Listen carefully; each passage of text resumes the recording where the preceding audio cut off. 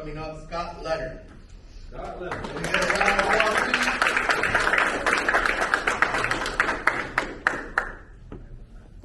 Hey, good morning, everyone. Good morning. Hope everyone's doing Good afternoon, actually, yeah, right. I hope everyone's doing good. So, the topic, cars and credit. Everybody here, I assume, or the majority of you guys, have dreamt of having a exotic car. I did too. So I'll just start talking about myself to begin. 2 or 3 years ago, I was just like you. I'd go to car events and I'd see all the cars, and to be honest, for me, it felt like something that was unobtainable. So I would see them, I would go home, I would think about getting cars for days and nights, watching YouTube, following all of the creators, and I just couldn't figure out how these people were able to get to that level, the level required to be able to go into a bank, get the loan, get approval, get the car they wanted. Because honestly, if you're a normal person and you are making $20,000, $30,000 a year, it really does seem like something that's almost impossible to achieve. So at the time, I didn't know anything about credit. I'm from a minority background, and my parents didn't know anything about credit, so a lot of the advice I received growing up was advice that was not useful. It was actually the opposite. What is the opposite of advice? Bad advice. So I, from the very beginning, from the get-go, I started down the wrong path.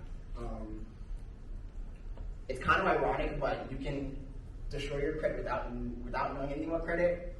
So, and without even taking advantage of credit. So it wasn't like I was the kind of person who went out and bought a bunch of stuff on a credit card loan or something, and then my credit was ruined. No, my credit was ruined just because I had no credit history, and I did a few common mistakes that people make, not paying medical bills. Because obviously my parents were like, medical bills don't matter, nobody pays medical bills.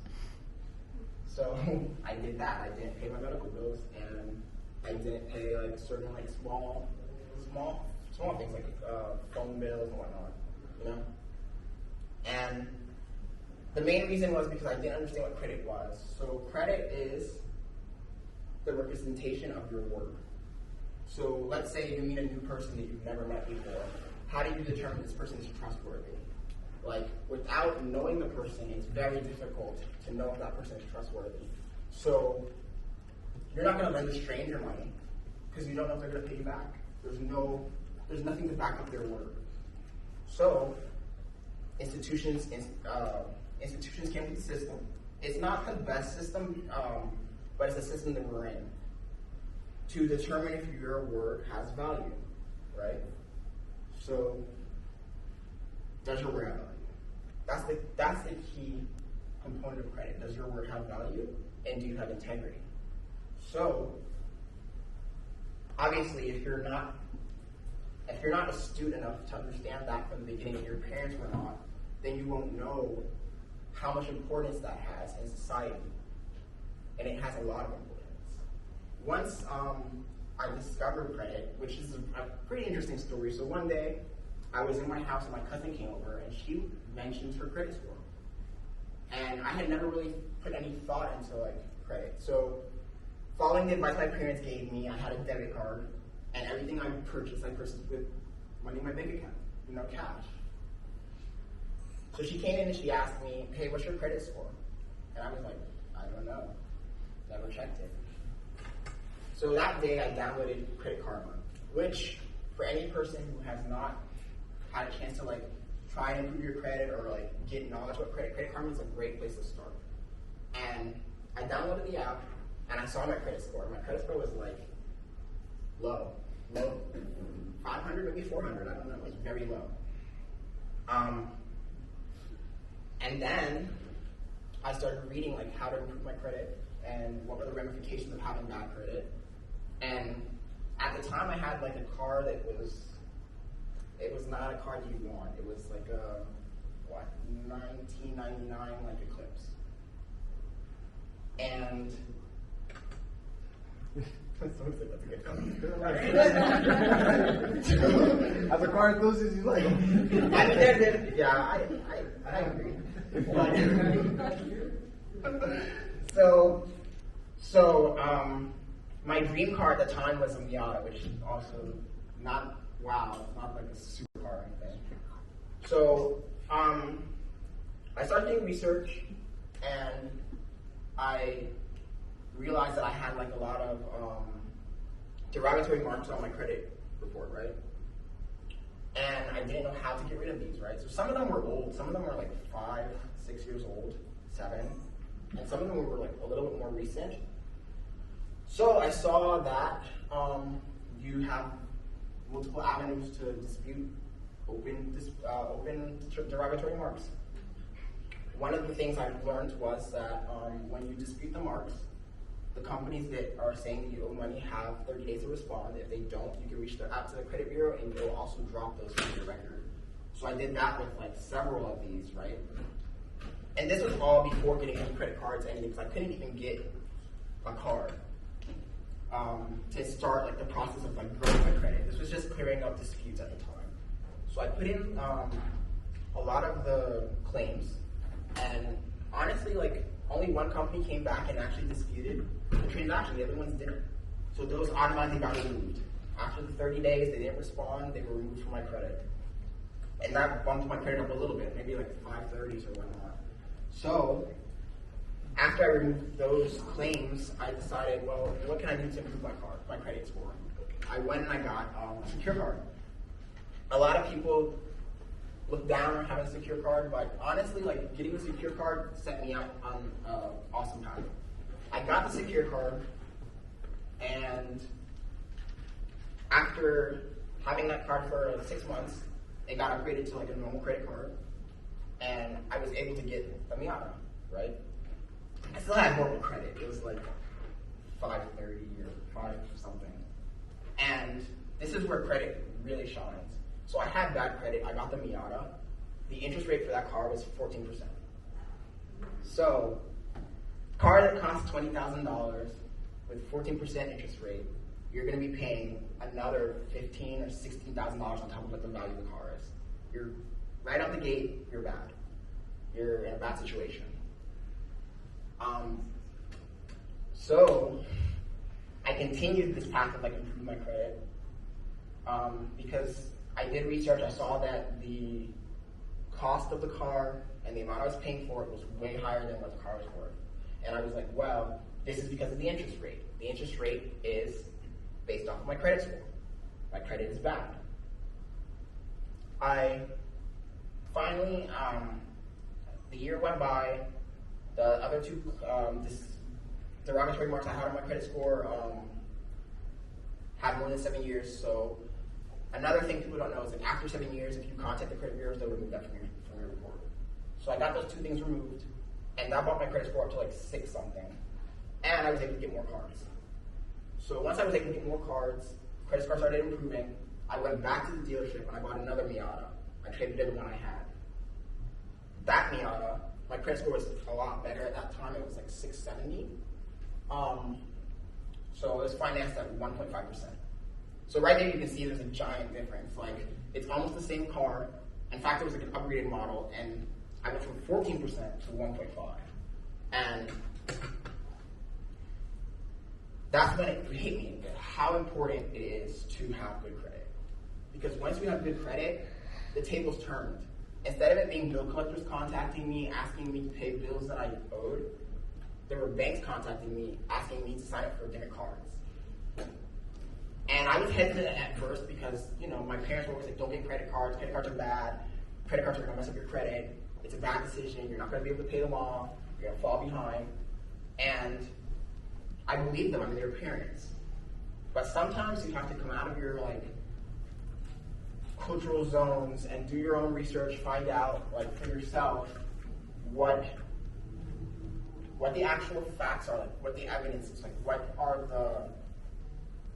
what studies show. And honestly, once you start becoming more credit savvy, you realize that having more credit cards, as long as you stay in the billing cycle, and you don't spend more than the 10% on each card, you don't overextend, will grow your credit. And it grew my credit exponentially. Like within a year, I went from having like a 6-something credit score to having like a 700-something credit score, right? And another thing is, since credit is representation of your word, employers sometimes will look at your credit score to determine if you're a trustworthy person. So without you knowing, it actually affects like your income as well. And in my case, that's exactly what happened.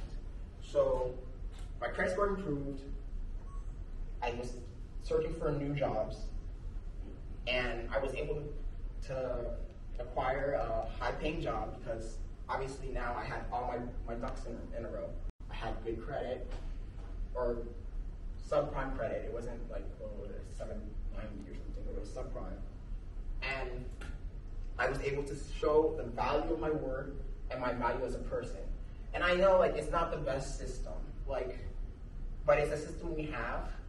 And I have a lot of people that, other family members or whatnot, they will say stuff like, oh, we have to beat the system, or we have to like escape the system. But like honestly, like that is another like misconception. Like the way I see things, life is almost like a game, and I love the system. I'm gonna be honest, like I want to make the system. Like I want to have all the perks are within the system, and I want to master it.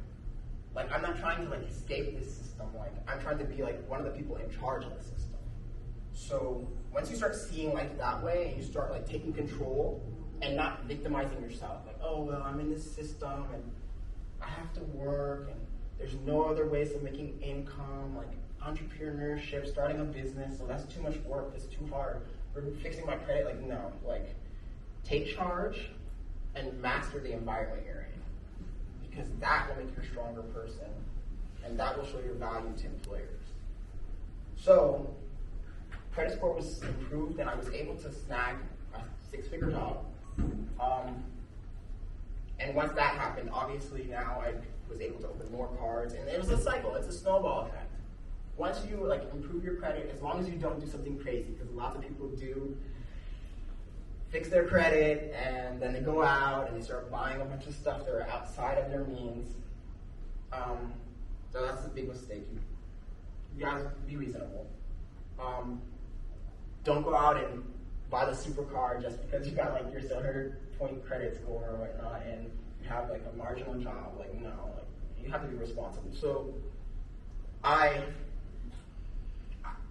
don't know. I don't want to say like I'm the biggest risk taker or I am like anything outside of ordinary. In fact, like this morning when I woke up, I was thinking like, how should I come dressed today? Should I put on like the $3,000 sneakers and like like a fancy outfit, or should I come just ordinary? Because I feel like even when I was like before I was in the position that I'm in, and before I got the job I have and the skill set I have, because the skill set also, I know the two things are not correlated directly, but when I started doing the research for the credit, I also started doing research about different income sources. And I tried different things. I tried Amazon FBA, which honestly was doing pretty well, but it was a lot of work. I did photography. I started a photography business, which also was decent income, but it was a lot of work, a lot of editing. I tried Facebook ads, which was a lot. It was actually decent income, but it just turned my whole life around once I started like looking into credit, and it motivated me to continue growing until I finally found something that I was passionate about and that also pays a ton of money. Which is software engineering, obviously. So, my whole point is that you have to have value in your word. And people will always judge you by what they can see. And in our society, in our system, What they can see is your credit score, the car you drive, the way you dress. And a lot of people, myself included back 2 or 3 years ago, would see people with a nice car, and I would see people with nice clothing and a nice job, and I didn't know what route to take to get there. Because most people aren't doing what we're doing today. Like, most people aren't taking time out of their day to come down here and explain this to other people. So I had to figure it out. I wish I could have came to like a conference like this today and like heard other people who've gone through the struggle and were able to figure this out. But I wasn't able to. I had to figure it out myself.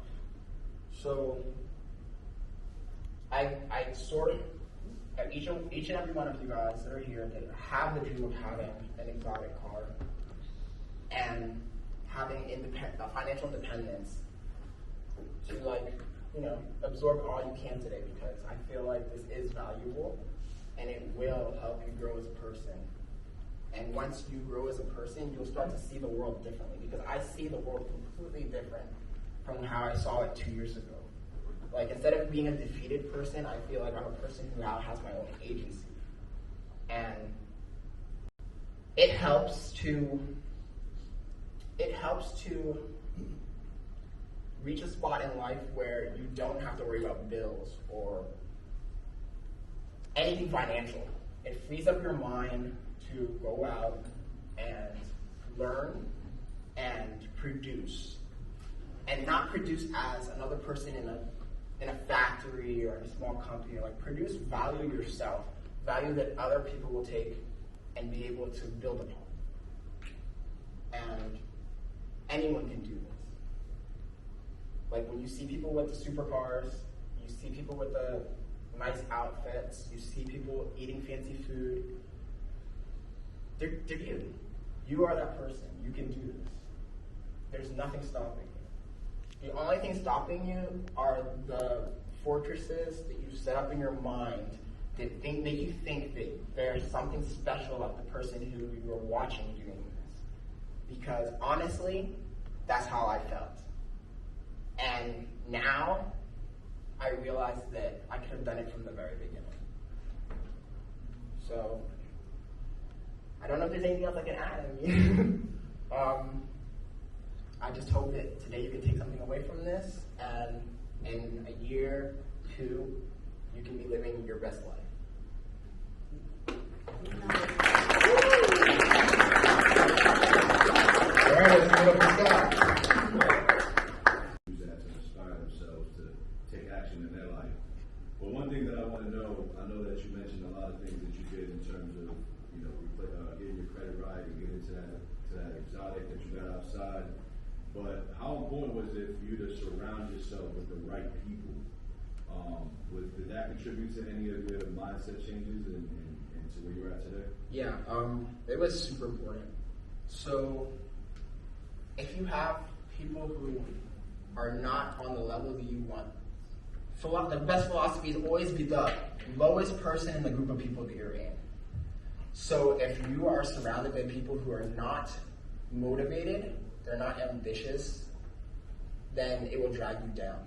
So, and it's hard, like it's super hard if you're like in an environment that doesn't have people that have that mindset to find them. It started little by little. I was going to car meets, and I would like get out of my comfort zone because I'm actually a pretty shy person. Like I don't know, I'm just not like the kind of person who like goes out and like tries to talk like a bunch of random people. So I would go to the meets and I would see certain people and I would like casually like approach them, and like little by little like I just observed like their lifestyle until at some point I became part of their like circle. But it was very difficult, to be honest, like to find the people, especially like in Orlando. I mean, I was new here and I didn't know that many people, but like you said, it's super important because those people will motivate you. Like even now, the people that I hang out with are like way super like rich people, and like I see like some of the stuff and some of the things they have in their lifestyle, and it makes me want to have those things as well and to get to that level. So it will definitely like influence the way you think, and like you'll realize like there's so much things on this world, on this planet that you're not aware of. Like as far as like foods, places, like, and when you start hanging out with these people, like you start realizing it. Like you start realizing like, oh, my whole life everybody was like BMWs or super crazy cars, like impossible, like that's the top of the line, and then you realize like no, it's actually not. And like people are like, oh, Rolexes are the maximum watches, and it's like actually everything that you know that is associated with wealth is like the entry level product. Like there's stuff that you won't even be able to fathom unless you get to that level or you're near that level. You can start seeing it and comprehending what you're seeing, because a lot of the times you'll see some person walk by and they have a bunch of stuff on and you don't know what it is, and you're like, well, whatever they're wearing looks cool, but I don't know what it is. And then when you start like getting in that circle and seeing, like you start understanding like, those sneakers cost $3,000. Oh, this and that, and like it motivates you because you want to be on that level. I mean, I don't understand some people that I've met that are not ambitious. I mean, to each his own. I don't want to like down anyone, but like life is short. Life is short, and kind of piggyback off of this question, because we all have them. We have the high friends, we have the low friends. How do you manage the balance between those two? Because they're all going to tell you something. So the first thing, I do try to stay humble and open-minded. So even coming up on this journey, there were times where I had like very bad experiences. Going out to restaurants, there would be like somebody pull up in a Ferrari. I tried to talk to them. They'd like be apprehensive, and I set my mind that I don't ever want to be that person. Like I don't want to be the person who like looks down at other people because of the way they're dressed or because of what they drive. Because we're all human beings, and it's not going to be fulfilling to have this stuff if you're not helping other people. So to answer your question, like when I go to meets, like you see, when I go to meets, like people will approach you the whole time, and some of them are photographers, some of them are people who are just like showing up, and like, what do I gain by putting that person down? Nothing. I gain nothing. But what do I gain by lifting that person up? I gain everything. And I get to go home and feel good. I helped the person, and I'm being genuine. And so the friends that I have that are not on that level, I try to, like yesterday, one of my friends, we went to Lake Mary Cars and Coffee and got pulled over when we were leaving. And there's two things you can do. You can like laugh at that person and make jokes about it, and like lots of people would, or you can try to help them, right? So I'm the kind of person who helps. I'm like, hey, go, just fight the ticket. I did like research. I pulled up like the stuff that you have to do to go to court and like terms and whatnot. I sent it all to them, and I was like, because it's the same thing with. I know it's not the exact same situation. But it's the same thing with like acquiring stuff, because that's what we're doing. We're acquiring stuff, and like that stuff is empty. It has. Yes, it's fun to have a nice car and have people compliment you, and it's fun to like dress up. And he's seen like how I normally dress up.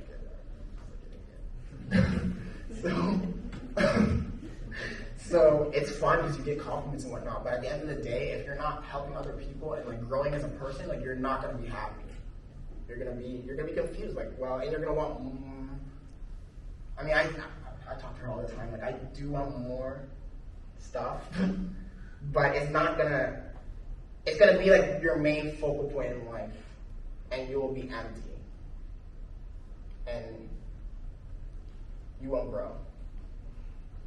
Like, I'm not telling anyone to go out and be like a Gary Vaynerchuk type of person. If you guys know who that is, like life is more than just acquiring the stuff. Acquiring the stuff is part of the fun. It's part of the game, but it's not the end goal. Because like, what's the point of having a bunch of stuff and being miserable? And like shunning your friends and genuine people, because some people might not be, like I said, I don't understand people who are not ambitious, but I don't shun them either. Like, I'm not going to cut them completely off.